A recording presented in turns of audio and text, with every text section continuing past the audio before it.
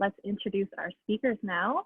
We have Tembi Locke, an actress, advocate, and author of the New York Times bestselling memoir, From Scratch. This memoir was also a Reese's Book Club pick and is already being adapted for a limited series on Netflix, so be sure to keep an eye out for that.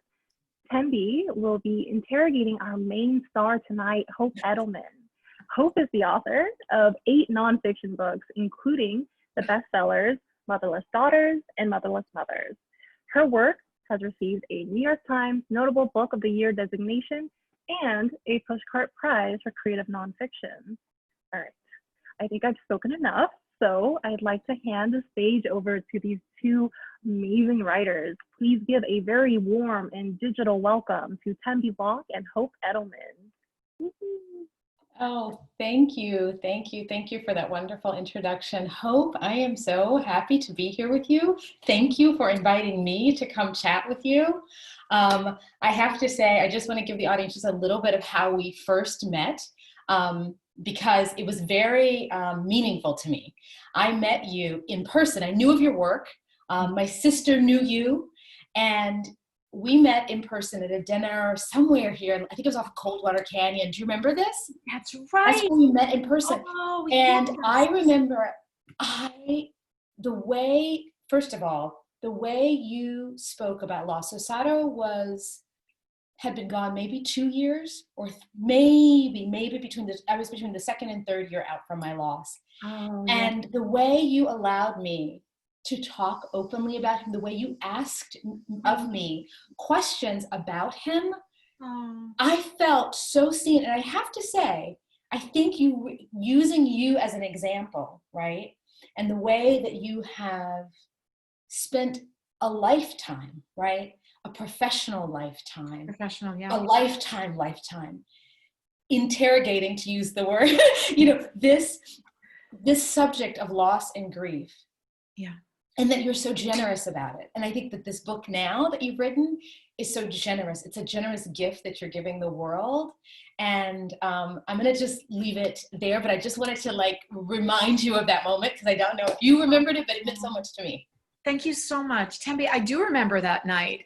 As I recall, the women who started the dinner party brought us all together to have a dinner, but they were hoping to bring together different thought leaders in Southern California who were in the bereavement field to have a conversation and learn about what we all were doing. That was a terrific group of people. And I felt like we all stepped out of our silos and got to start knowing each other. And, it's interesting because right before COVID came, and I'm sure we're going to talk about the influence of COVID on everything bereavement, but I was starting to put together a similar group here in Southern California. You were on my invite list. And of course you were.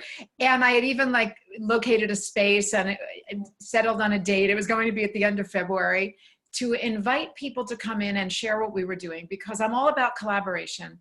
I'm all about, upping the social aspect of bereavement. And I thought it would be a great opportunity for us to talk and see where we might be able to support each other or cross-pollinate. Then, of course, COVID hit and we were all home alone. But, there's no reason why we can't do that on Zoom. Oh, absolutely. Yeah. Absolutely. And I think, I think that your work, your writing, is that way that you are bringing the world. You're sort of wrapping your arms around the world and saying, hey, let's talk about this. Let's have this conversation. Right. So I'm excited to talk to you today. There's a chapter in the AFTERGRIEF, and I believe it is, let me take a look. I should know my own table of contents, but it is chapter 8, and it's called People We Need to Talk and Write and Paint and Perform. It's all about self-expression and how we should not be keeping, unless you are of a temperament that is very, very introverted. Most of us do really need to be expressing our grief in some way and externalizing it and letting it move through us and out of us, because when we keep it sort of tamped in, that's when we start having physical problems and mental issues. And so it's so important to be able to communicate with others, both at the time and over what I call the long arc, which is what Motherless Daughters and the retreats and workshops I've been doing for years is all about, bringing women together. Well, that's the thing. By example, I can say 2 years out, from Sato's passing, my late husband, I did not understand that there was even a concept of a long arc. Like I didn't know in what direction did it go. I was one of those people because that was my first large, big loss. I mean, everyone has that first one that rocks you, that forever changes your life when you lose that person. And for me, I actually had that, and I write about this in my book, that I thought I would get to the end of the first year and I was going to feel better. I was there, so that's like a cultural norm. I think most people think that. And did you feel different at that point after a year, or did you feel the same? I actually, second, third year were worse for me. Oh, really? Is that because your first year was really about focusing on taking care of your daughter and, And it was that, and I also had people helping to circle the wagons. And as they stopped circling the wagons, as the social part fell off, and it was just me, at the end, right? Right. And what happens is that people's sympathy starts, diminishing over time, where they get busy with their own lives. It's not that they don't care, but after about a year, they think you should kind of be over it by now. And sometimes that's when it really hits. I was reading a wonderful book the other night, really good book by Candace Lightner, who started Mothers Against Drunk Driving. And she talks about how, because she lost her teenage daughter to a drunk driver when back in, I believe it was right around the early 80s. And she started MAD not long after that. But she talked about how it wasn't until she handed the reins of MAD over that she really began grieving for her daughter. It was a good 7 years later, because she had poured heart and soul into trying to prevent this from happening to anybody else. And so she channeled her grief into action.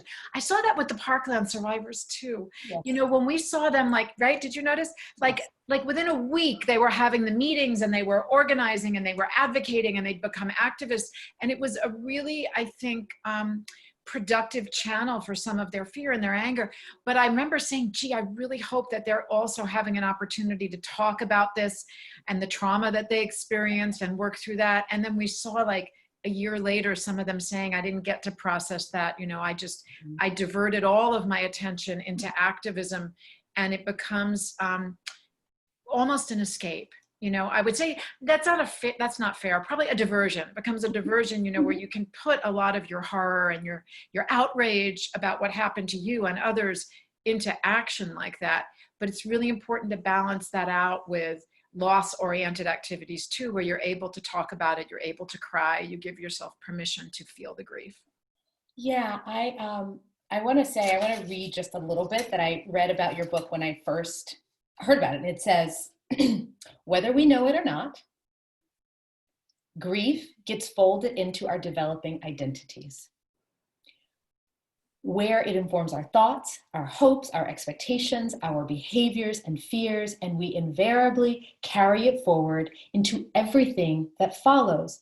But with guidance for reframing a story of loss and finding the equilibrium within it, which I think is what you were just talking about, that equilibrium, right?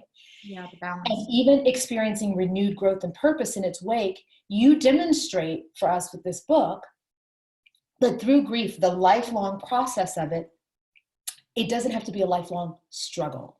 Right.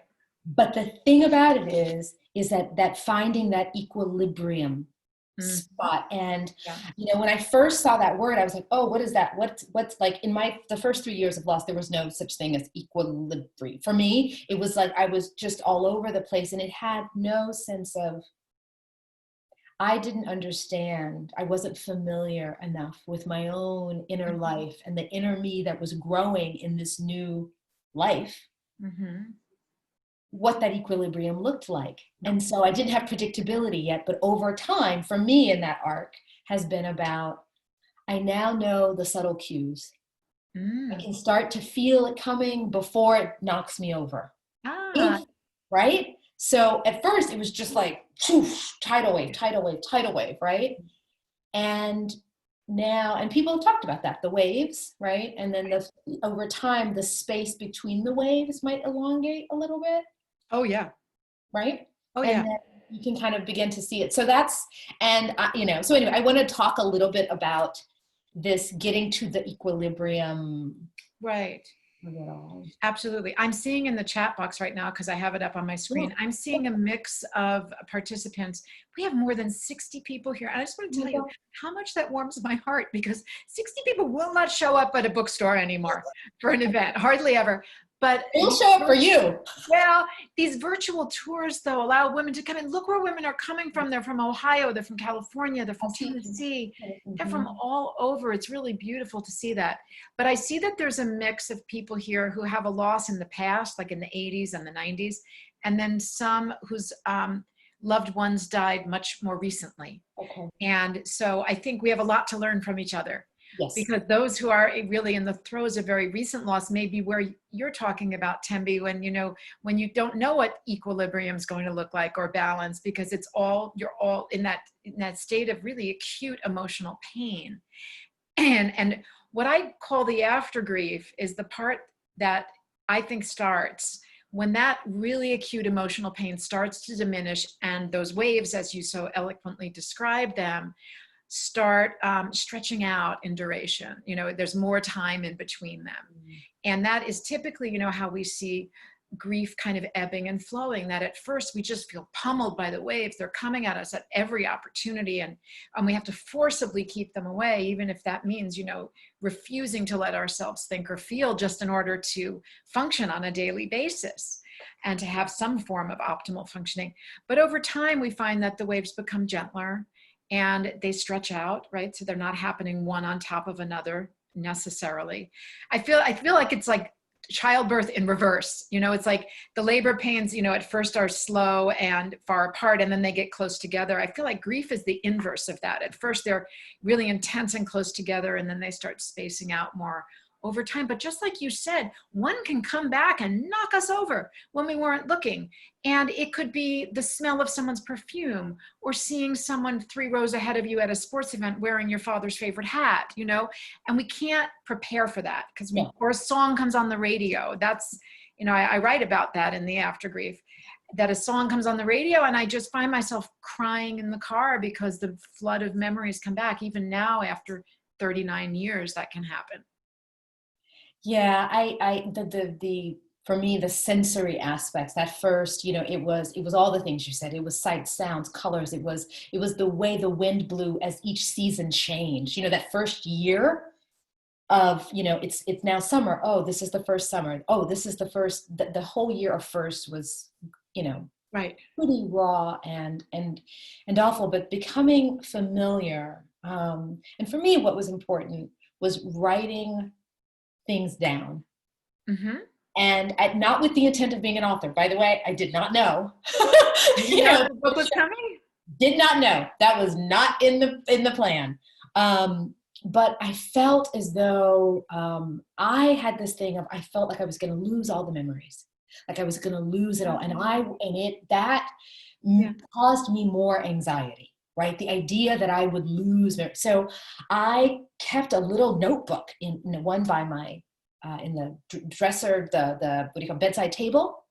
And I kept one in my handbag, and I would just write memories out. And I also used the notes in my phone because I wanted to sort of harness those. And sometimes just the doing of that gave me comfort, because it was like, for that moment, I could hold on to it and I knew it wouldn't be lost again. So I don't know if that is. But it also gave you an opportunity just for those moments to spend time with sorrow again, right? I think one of the worst pieces of advice out there is don't think about it and you won't be upset. Okay. Because it's exactly not thinking about the people that we love who died that actually does make us more upset over the long term. When we can find ways to have new relationships with them after death and to remember them. It sounds counterintuitive because we've been told if you think about it, you'll be upset. But actually what the research has found over and over and over again is that people who find ways to keep these memories alive adapt better over the long term than the people who refuse to think or talk about their loved ones. And that's really unfortunate, because I came from a family in 1981, my mom died. I call that the dark ages of grief support. We had nothing at that time. There was no hospice, there were no grief groups or bereavement centers. We were so incredibly culturally illiterate about what children needed in particular. particular. There was this belief that if children are outside playing at the funeral, they must be very resilient. So let's send them back to school. And we didn't have an understanding yet of that children grieve differently than adults.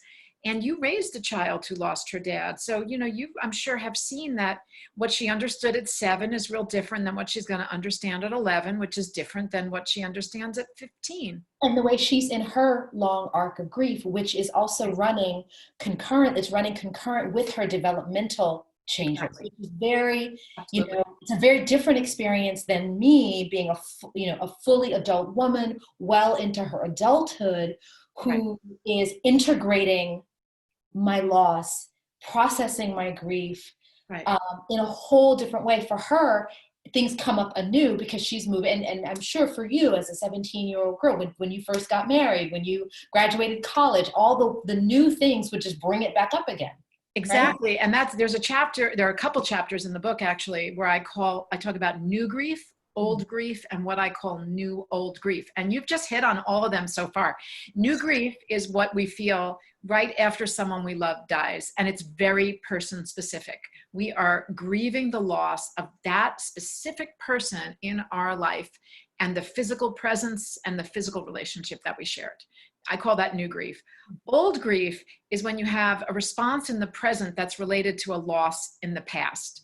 So when a song comes on the radio and we find ourselves, you know, missing our dad, or when an anniversary or holiday comes around and we're remembering that person and wishing they were there, I call that old grief.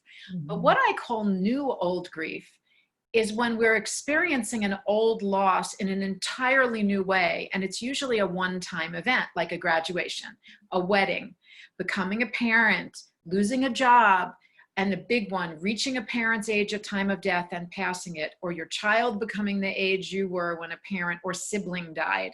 These are typically one-time events, and now we are experiencing an old loss in a new way. And there are different ways to work through old grief and new old grief. And I'm going to be talking about them in a program that I'm offering in November, because they're very different, and we can aid and support ourselves and others in different ways once we're able to identify exactly what's going on. This is revolutionary. This is revolutionary. It is revolutionary because, you know, you're giving us a language and a lexicon to begin to talk about all of this, right? And we had no vocabulary. I mean, I was making up words and terms as I was writing the book, and even the title. I remember driving down the road, and the title of the book was something else. Here's a little tidbit that not a lot of people know. For a while, the very first title of this book was Lose, Live, Grow. And it had a big emphasis on post-traumatic growth.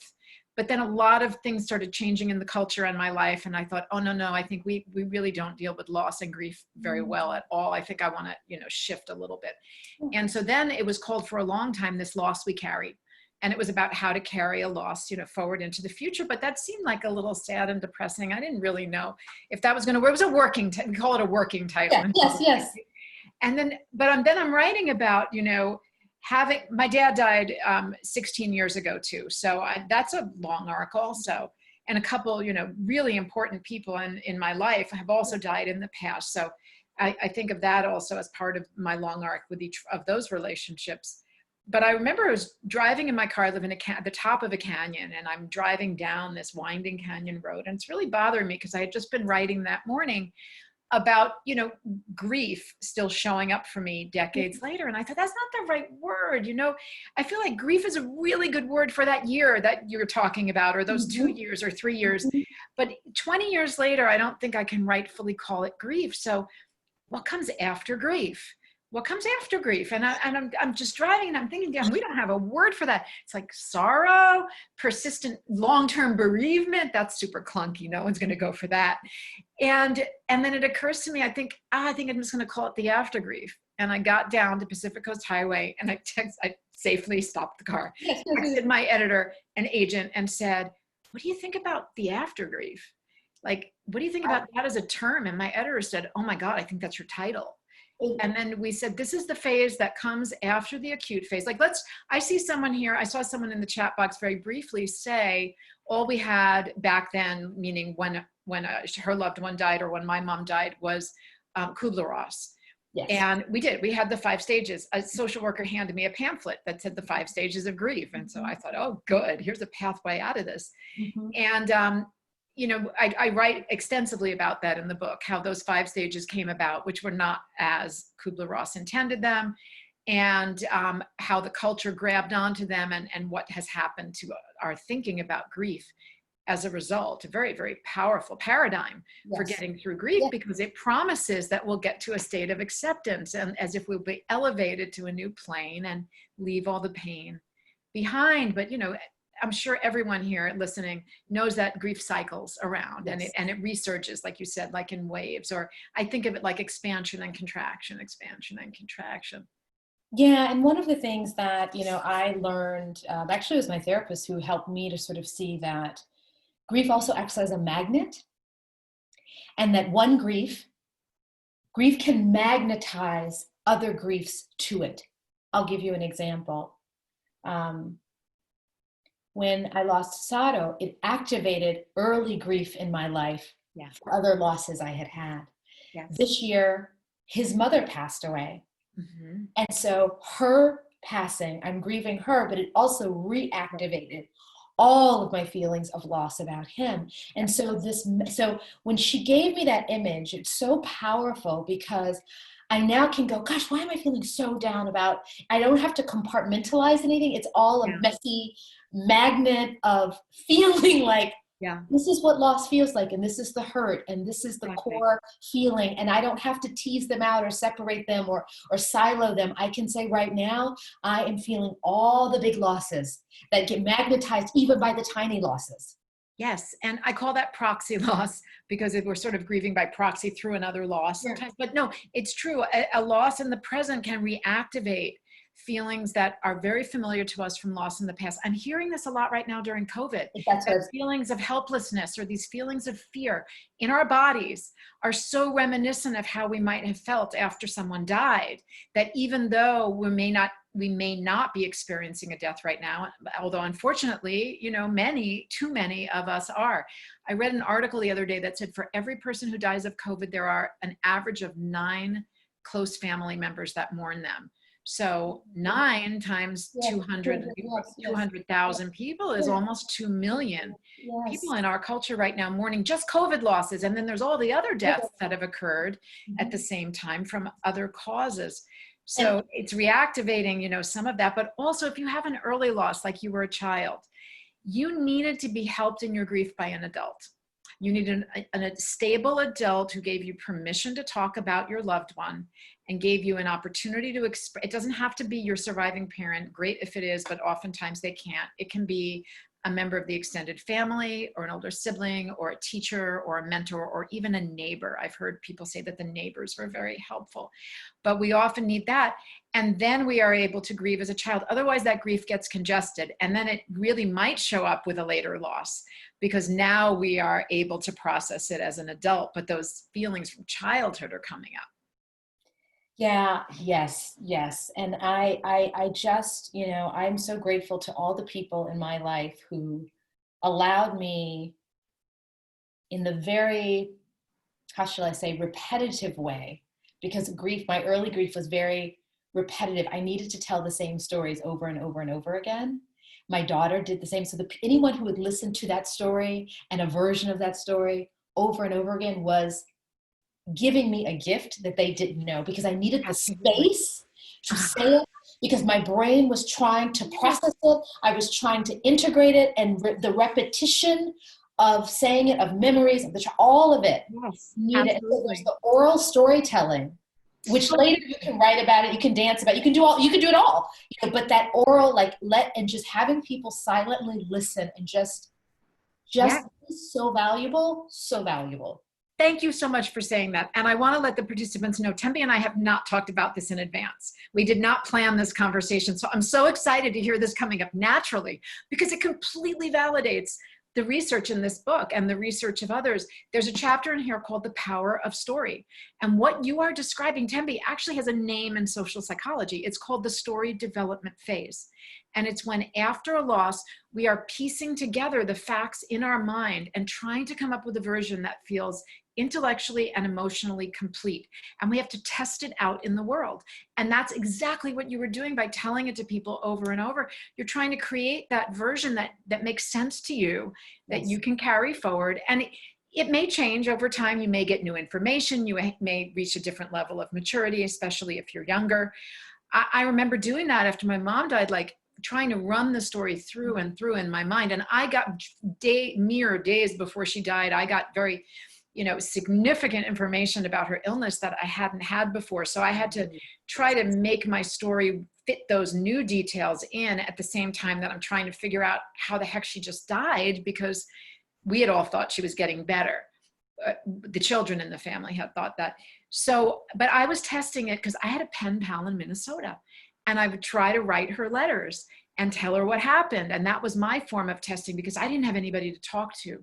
None of my friends had lost their moms, and they were 17, and God bless them. They loved me and I loved them, but they didn't know how to help me or handle that. And my family completely stopped talking about my mom as if she'd never lived, which was really weird and confusing and damaging to family members. And thankfully, the culture's become more literate, so we know not to do that anymore. Though it does still happen in families that do not have the emotional tools to support each other or process each other's grief together.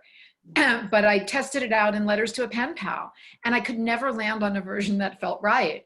But I tried at least. And then, but then there's 3 parts to story, to creating your story. One is story development, where you're putting the facts together and testing it out in the world like you did.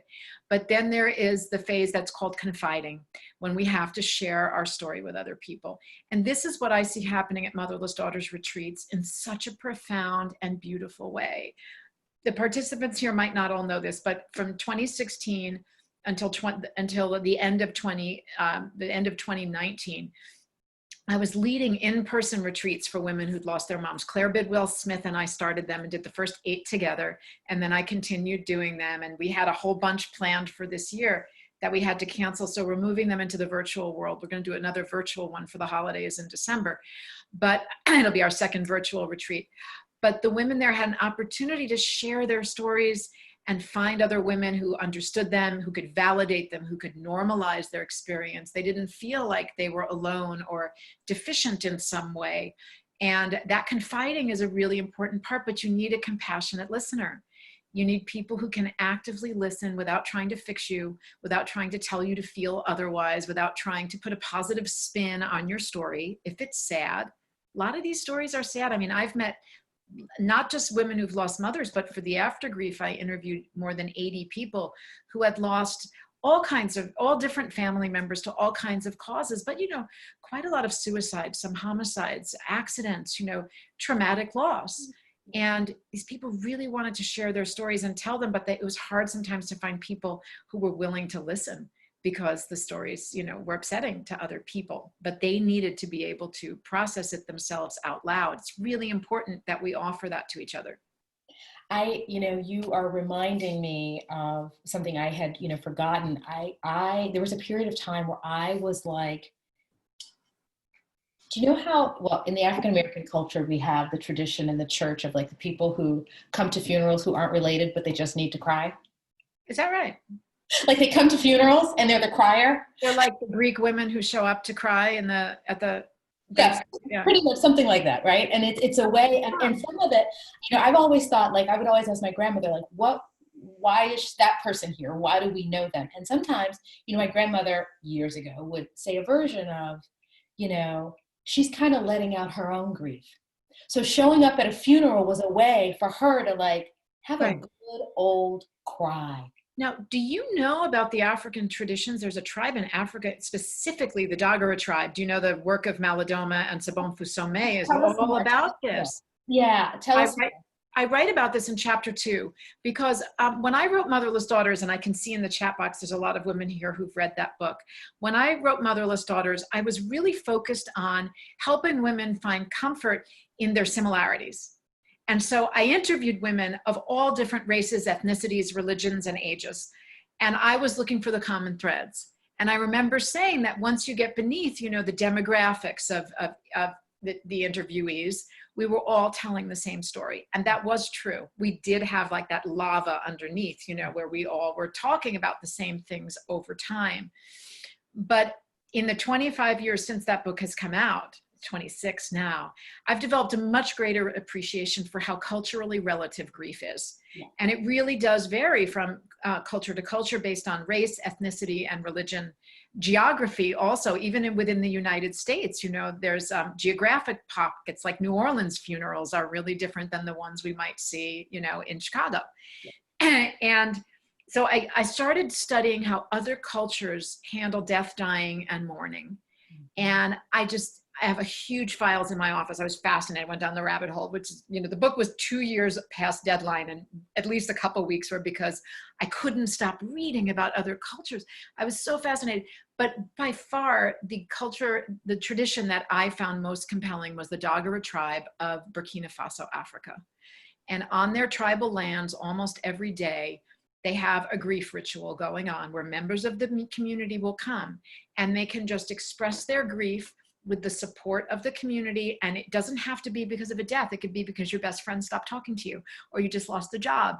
Anything that you need to grieve, because they believe it's a form of really important personal mental hygiene to be able to express those emotions and let them move through you. And they hold each other up to do it. And it's important. My understanding is that it's very important to do it out in the land, in nature, to give it to the earth. But when you say that people are coming to funerals, I'm wondering, if there's a similar tradition there where it's just considered important to let go of it. And if you need to do it at a funeral because that's the only available and culturally sanctioned place, that's where you go. Yeah. And it's the other thing of, I say, keeping the drumbeat of grief for people. It's saying, like, you are not alone in this. Like, I didn't even have to know your person to know that this is the most universal experience ever, and that we all are going to pass through it. And I so appreciated people who, places, music, centers. I remember going to many different, I would just show up at grief groups, right? All over LA, because I needed to follow the drumbeat.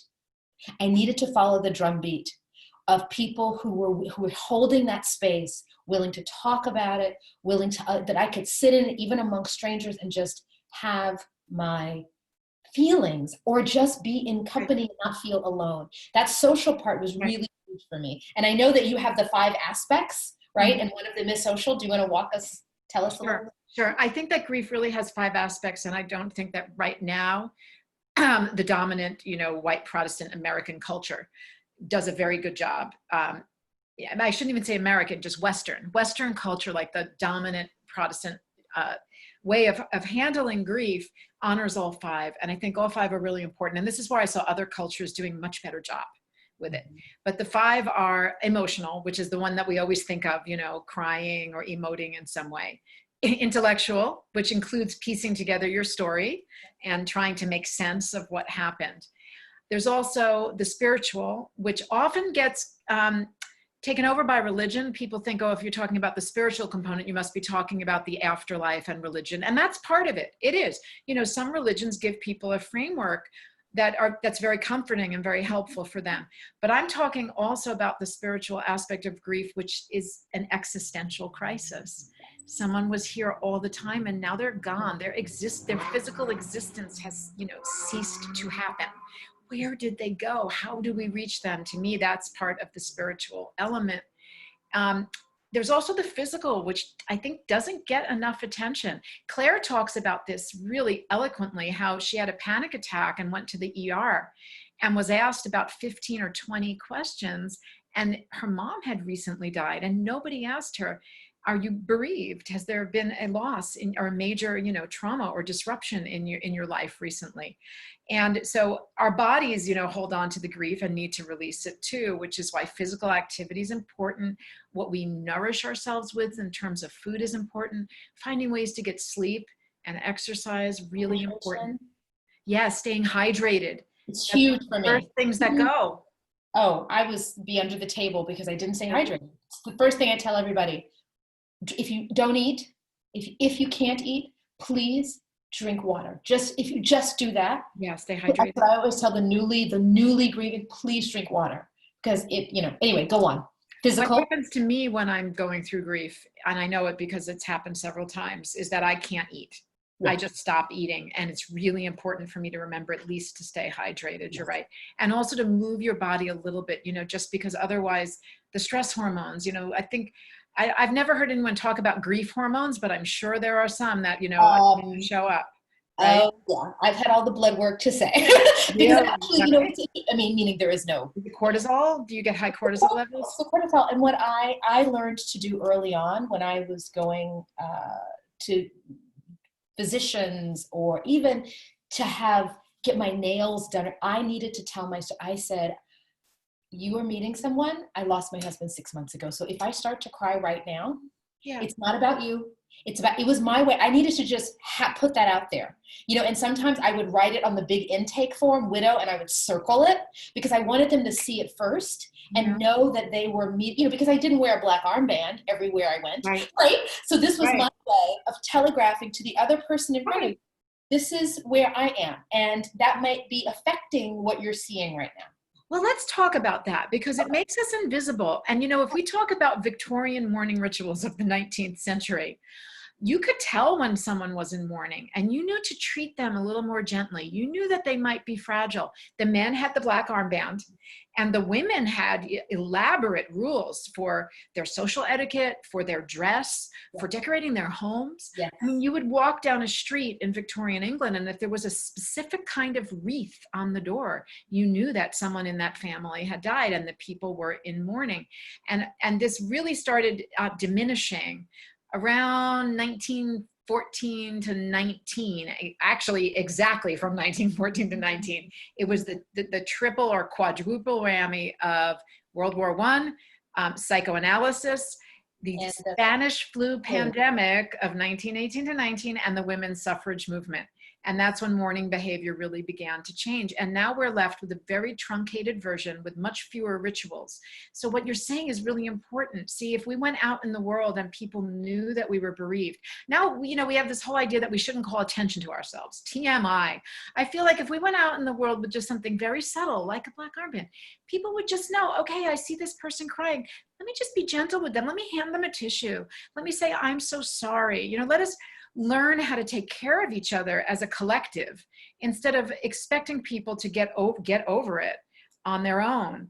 We've lost all that. So you circling widow was a way of, like you said, telegraphing. Something really big has happened to me and I'm not completely fine with it.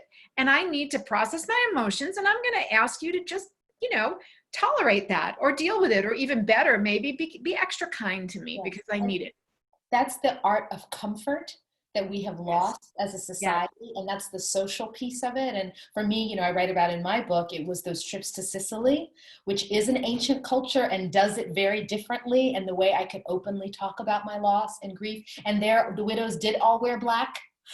And so it was very, my mother, yes. So that, that gave me in my direct lived experience to contrast. I had the life in LA where I was masking, where I was invisible to it, where I had to, sort of circle it in big letters to say, hey, this big thing has happened, right? And then I would go to another part of the world where small town, the Mediterranean, everyone knew him and people would openly talk and they wanted to say his name. They would tell me, and people would go into people's homes and they were still burning the votive candle of their husband who had passed away 7 years ago. They burned the votive every day. Grief They're still burning the votive. Grief used to be a communal experience for millennia until the 20th century. And that's when we got this idea that it needed to be like an interior individual process. Modernism also came along and, and the emphasis was on productivity and progress and going through stages and all of that. But it used to be a communal activity. And a village used to come together and they would mourn the individual as the loss of one of their own. And that's what I hear you say when you talk about the Sicilian tradition, that even though sorrow hadn't lived there for a while, right? It sounds like they were still mourning him as one of their sons. Absolutely. And also they understood intuitively this sort of long arc of grief, right? Right. It 7 years wasn't, later, yeah. it wasn't like, you know, a sort of short one direct line and, you know, A to B, point A to B, and then you're done. They understood that it has this sort of, you know, it's gonna stretch through and infuse your life. So, you know, people who had lost a spouse years ago would still talk about that person openly. And I felt As it that. should be. As it should be, don't As you it think? should be. Yeah, And that they little- love that. They loved that person. Why should we stop talking about the people that we love? Why should we block off our access to that continued affection? It really doesn't make sense to me. Maybe I'm just missing like the DNA to figure that one out, but it really, really seems counterintuitive to me. Should we open it for questions? Is that Yeah, why? I feel so bad for interrupting because No, this is it's such a okay. dynamic conversation. But we did promise a Q&A section of the conversation, so I do want to open the floor up for questions, really. So there's two ways to ask questions, everyone. The obvious way is there's a Q&A button at the bottom of your screen. Here, you could type out your question if you'd like, and I'll read it out loud for you after it comes up here. The second way is if you're feeling a little brave, you can click the raise hand button at the bottom of the screen. That allows me to see your name and your icon, and then I'll unmute you so you can ask your question directly to either Hope or Tembi. I'm going to go ahead and use my privilege as host to ask the first question, and it's about Hope, and about the middle of the book. You start to talk about different metaphors or systems of thinking where we try to unpack how after grief works, and you come up with I don't want to get this wrong. You come up with the rings of grief. Yeah. So I was hoping that you could talk a little bit about that. And it also talks about the growth that you mentioned before, where you thought that was going to be your original book. So could you talk a little bit about the rings of grief for us? Sure, I'll try to summarize that. I have been looking for a long time for a model of long-term bereavement. I couldn't find any. You know, I found a few different models that had graphics and drawings, but they were all really about how to get through like that first 6 months or year. And I just couldn't find one that I felt was really appropriate for the long-term experience. So I came up with the Rings of Grief and that was really just from listening to the 81 people that I interviewed.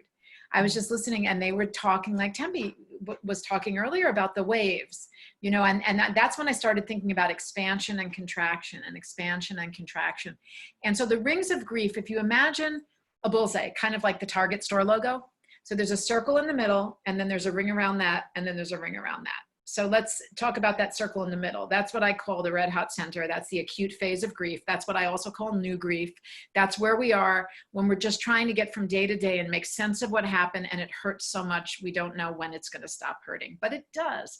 And we transition after a certain period of time, and it depends on so many factors. Who died, what your relationship was like, how old you are, your temperament, your family's communication styles. There's about 12 different factors. But and race, ethnicity, religion, and your culture. But eventually you'll start expanding out into what I call the middle ring, which is the ring of everyday life. It's where we start having more moments of joy than sadness. It's sometimes what people like to call the new normal. You know, we're not back to normal because we're never going to be back to where we were when that person was alive. But this is where we return to optimal functioning. But then I think there's a third ring, and I call that the ring of growth. There's a whole field in psychology now called post-traumatic growth, where they have studied how people can use trauma, which includes a major loss, as a springboard for personal growth. And so these are people maybe who become committed to being a better friend or a better parent or son or daughter, or they start a foundation, or they write a book, or, you know, they're out there and trying to do good in the world for other people. Oftentimes that's post-traumatic growth. And so I ideally, you know, would like to see my clients in coaching and the women at the retreats and, you know, moving back and forth between the second and third ring. But at any moment, like we were talking about earlier, something can happen, like the smell of the perfume or the song on the radio, and we're going to get pulled back into those feelings in the middle, you know. And we typically don't stay there for very long. Over time, we don't spend a lot of time there unless it's another loss that pulls us back there. But then, you know, we'll expand out again, and that's the expansion and contraction. So there's a drawing or a graphic in the book about the rings of grief. And for me, that was, I think, for me personally, and for the people that I interviewed, I think an accurate representation of what it feels like. Tembi, would you agree? Does that make sense to you, the way that we go out and in and out and in? It makes complete sense. And what it does is it gives you permission to do this. And that just because I'm in the bullseye doesn't mean that I may not be in, you know, further out the next day. And it's okay. And that's what being alive and human is doing this. And I love the expansion and contraction, you know, aspect of it. So yes, I completely, you know, concur. And sometimes, you know, I can feel it when I'm like, oh, you know what? I think I'm sitting on, if I would allow myself, I probably need to just pop back in the red, but I'm pushing against it because I don't want to go there. And then I'm like, you know what? Just have a good cry. You know, go let it out because it's good. Yeah, I completely agree.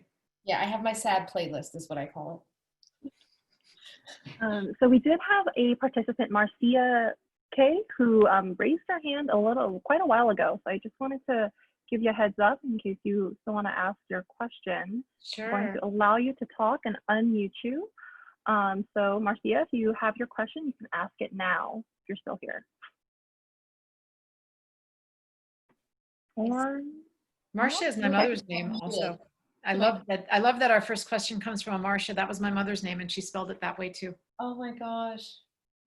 That's a nice little sign. Marcia, are you there?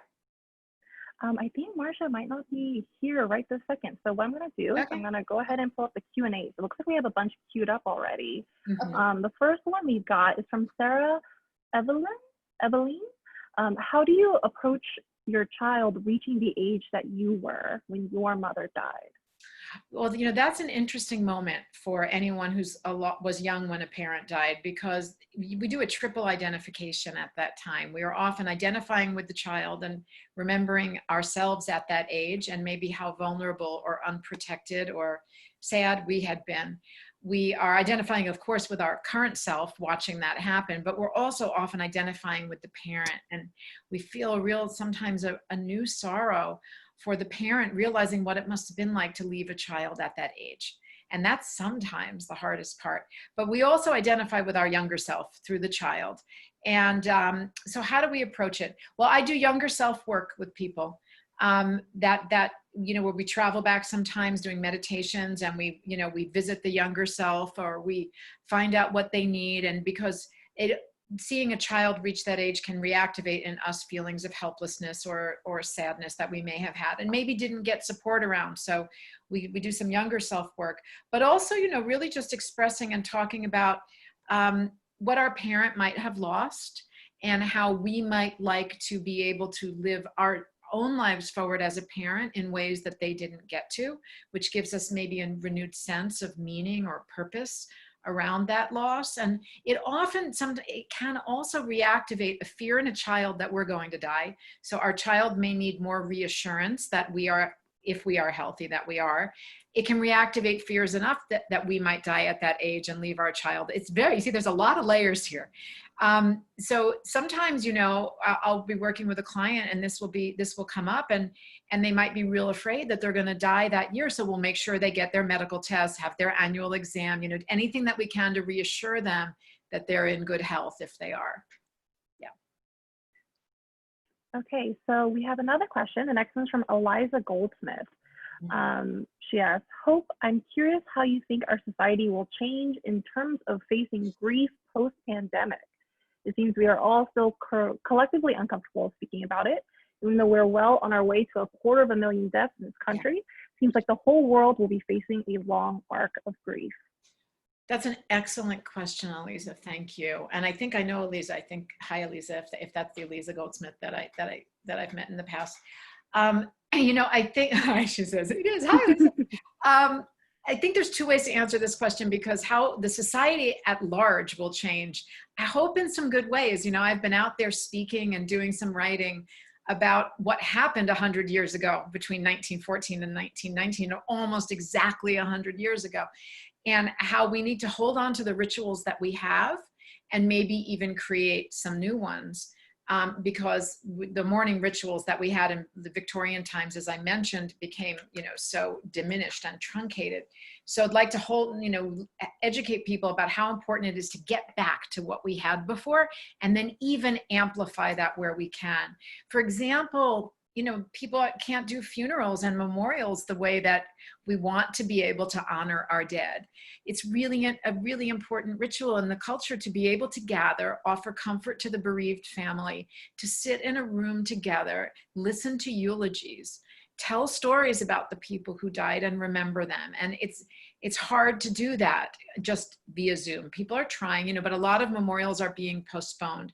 So what I'm telling people is, it's okay if you do the memorial a year and a half later or 3 years later. Where's the law that says we can only celebrate the people we love right after we die? I don't think that's a law anywhere. There are public health laws that we have to bury them within a certain period of time, but there are no laws about when we can remember them or celebrate them. So it's important that we do these memorials and celebrations of life whenever we can again. But I also hope that we will live stream funerals and memorials in the future. I think that Zoom has been good for that, because there are many people who, even under the best circumstances before COVID, couldn't leave their children, couldn't leave work, couldn't afford a last-minute flight to attend a memorial, but really wanted to be part of it. So I hope we'll get back to those ceremonies and those rituals and then expand upon them, so the village, the national village or the international village can attend them. We are still collectively uncomfortable speaking about it. I think we do it one person at a time, one story at a time. We learn how to what's called companion others in their grief. And Aliza, you know this from the work that we've done together, and what you've attended is that it's just so important to listen. And if you don't know what to say, it's entirely okay to say, I don't know what to say, but I'm going to offer myself to you as a listener. I'm just here to listen. And I will do it with compassion and curiosity and without judgment. It's that simple.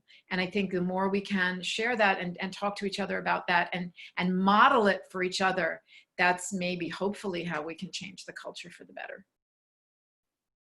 Okay, so we have another question from a Kate it's been 20 years since she lost her mom. And sometimes she says, it takes over my life and my focus is on recognizing and healing only. What are some tools that might help move someone away from having a major loss be what defines them? Well, you see, the last sentence there is really interesting, because what happens is that when this loss is such a big part of our history, it becomes a part of our identity. And then it's sometimes hard to let go of it, to let go of something that has come to define us. Kate, I have this is not in any way meant to be self-promotional, but I write a lot about getting unstuck. And there's a whole online course about getting unstuck at motherlessdaughters.com, because this is such a common thing that I hear. And I've identified 12 areas in which people feel like they're stuck. And I have tools and coaching tips for how to unstick ourselves in all of those different areas. But one of them is when it is overtaking our identity. And sometimes we're stuck for reasons that are completely no fault of our own. They're almost never fault of our own, but I mean, we haven't done anything or there isn't anything that we could have done. Like, for example, if you had a traumatic loss, and some psychologists believe that any form of early loss is a traumatic loss, especially if you've watched a parent who in your mind is big and powerful deteriorate or be very sick or in pain over a prolonged period of time. A sudden loss, or a suicide or a homicide, all traumatic forms of loss for sure. Sometimes if we don't get support around that trauma, or that trauma doesn't get stabilized, we can't ever get to the grief. So we may need to do some trauma-informed work to stabilize the trauma, and then we can access those feelings of sadness or fear or sorrow or helplessness. So without knowing more about your story, I don't know which tools to offer you. What I can tell you is that there are 12 areas that I work with in my coaching practice at Motherless Daughters retreats and in the online courses. And if any of those areas resonated for you, then I would be able to give you tools, but it's that specific. It's specific to everyone's story. I also do what I call story repair work. And there are 2 chapters in the AFTERGRIEF, chapters 11 and 12, that are what I call story cracking and story repair. And that's where we really look at the stories that we've been telling ourselves. And like that story you put together, Tembi, you said when you were testing it out on people, may not be the story as you tell it in 5 or 10 more years. And that's okay. We only want to create a story that we can carry with us now comfortably. But that story, especially if you're young when a parent dies, you may not have all the information, or you may have created a story that made sense to you when you were 12. And then you need to revise that story when you're 18. And then you may need to revise it again if you become a mom, or they're all, you know, so your story is an ever evolving process. And so story repair work and story cracking, which is an exercise I do, can also be helpful, Kate, in that area. No need to self-promote. I've been, what is Kate saying? No need to self-promote. I've been something. I've been turning to your resources. Oh, thank you, Kate. That's sweet. Thank you. Thank you for your support. And I'm really glad to hear that this has helped you. That's why I do it. Okay, so we do have quite a few questions left, but sadly, I'm going to say that we have time for maybe 2 more. Okay. Hope and Tembi, if you have the time for us. I would like to unmute someone who has their hand raised. Trisha Prosser, if you're ready to talk, I'm going to unmute you and you can ask your question. Trisha, do you hear us? Trisha? Oops, I think that did not work. Okay, so we're gonna go ahead and pull. There's a lot in the question box. I'm so sorry, everyone, if we can't get to everything, but I did want to ask Elizabeth Kameen's question. She actually suffered a recent bereavement. Her husband died September 5th. And she's asking about, they had him at home and it was very counterintuitive for her to have to watch his numbers fall without reviving him. And so she's asking, you know, how long should she wait before returning to work, and any general advice for a recent grief? Oh gosh, first, Elizabeth, I want to say I'm so terribly sorry that you went through this, and sorry that your husband did, and your daughter too. And she's also asking how long we should wait before returning to work. I don't think there's a one-size-fits-all answer for this. Tembi, what would you say? Because this is closer to your experience. What would you tell Elizabeth? You know, I would say it is so day to day, and you have to allow for the day to day. One of the things that I know through the work they do with Soaring Spirits, which is a community for widowed people, often returning to work is a big thing, and sometimes it depends on your work environment, the demands of that work. I know coworkers who have gifted a bereaved person their vacation time to give them extra time to be at home. So for me personally, I know I needed a lot of time. I had to sort of ease back in, but I had a career that allowed for that to a degree. And I also took cues off of my child, and I tried to model for her. I was like, you know, but she was also 7. So, you know, if she missed 2nd grade for 3 days, it was not the end of the world. Right. So I think just feeling into that and knowing that any decision you make is the right one for that day and that time. And I'm loath to give a suggestion because I think the answer has to come from each individual. And because one thing I was going to say is, don't let other people tell you when you should be ready. Allow yourself to be ready whenever you're ready. So me telling, you know, how long you should wait is then a way of, you know, of not taking my own good advice. But I do think that, you know, I do want to advise against letting other people determine what your schedule should be. That really needs to come from inside of you, and that's going to be different for every person. The cause of death, you know, the type of relationship, all of that factors in. The cause of death is really important, and a death to ALS is a really different kind of death to experience than a death to an accident, for example, where there was no time or awareness that this was going to happen. ALS is the exact opposite of that. So I don't want to try to prescribe anything that's so individual. I'm sorry, I couldn't be more helpful there, but I want you to just be kind to you and your daughter. And like Tembi says, you know, if you have the kind of relationship with your daughter where you can talk about this together and decide that you're both ready, that might be one way to go also, to take cues from each other. And know that you may be in different places at different times, and what works today may not work tomorrow. And that's okay too. Yeah. And if letting go of the hospital bed feels like letting go a piece of him that you're not ready to let go of yet, don't let anybody criticize you for keeping the hospital bed there longer. It might be functioning as a transitional object, and that's okay. I kept my mother's fur coat for, I don't know, like a year and a half. That was my transitional object. And I was really against wearing fur, but I just shoved it in the back of my closet because I could still smell her perfume in it, and I needed to smell it from time to time. And about a year and a half later, I was finally ready to give it up. I just want to answer Isla's question here, if that's okay, Teresa. I see there are many people who lost their moms at a young age, as did I. I think that's a different kind of loss. It is. Loss during childhood is different than loss during adulthood for the reasons that Tembi discussed also. Is there a way for us to connect? Well, over at motherlessdaughters.com, we offer lots of ways for you to connect.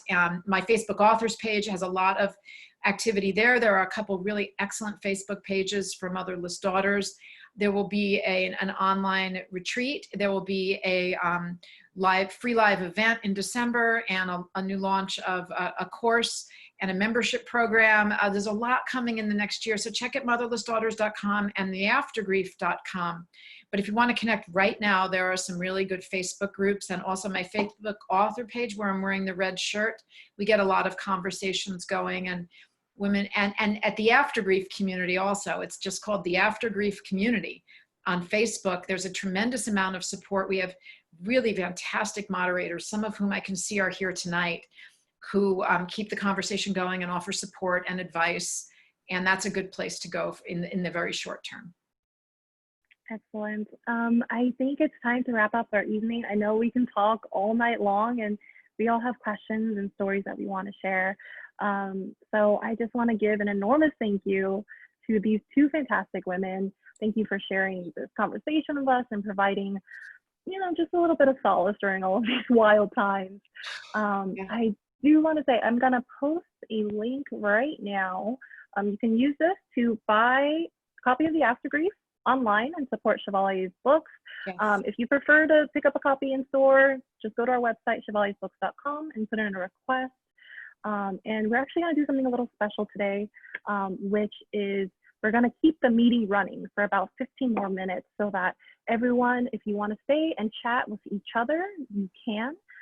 Share your stories, ask questions to one another after Tembi and Hope leave the webinar. But before we do that, Tembi and Hope, are there any last words before you take your grand exit? I just want to say, Hope, thank you so much for writing this book. Thank you for creating a language around this, for helping us all. I think it is, as I was saying before, I think it's evergreen, and I think you are really changing the game in terms of people understanding things. And I'm going to continue to learn a lot about my own grief through your work. So thank you. And I can't wait to share this book with my daughter when she is old enough and interested enough, because I know it will mean a lot for her as well. Yeah. So, and I hope people will buy it for the holidays and share it with their loved ones and friends, and just, it is, it's invaluable. So thank you. Well, I will be signing a copy just for Zoella for you to keep and hold on to her for her, and when she's ready for it. And I want to thank you so much, and the work that you do with your beautiful book from scratch, and thekitchenwidow.com for young widows or widows of any age. And I can't wait to see the TV show that's coming up around your book. And thank you for your amazing, wonderful questions and your generous sharing. And thank you to Chevalier's, which, if you're from Los Angeles, you might know this. If you're not from Los Angeles, then maybe you're learning this for the first time. But this is one of our beloved independent bookstores in Los Angeles. So if you haven't bought the book yet, please consider ordering from them and supporting your local indie bookstore, as they are, like all of us, finding their new way through COVID. I'm happy to come sign some books there too, if people want to get a signed copy and have them, and they can order through the bookstore. So I'll put that on the website as well. I'll share that on my social media as well. I'll have some signed books. Yeah. Okay, well, thank you so much, Tembi and Hope, for joining us tonight. We kept you for a little long. Again, we're going to keep the meeting open for everyone else if you would like to chat, but Hope and Tembi, thank you. Have a great evening. We'll see you. Thank you, everyone.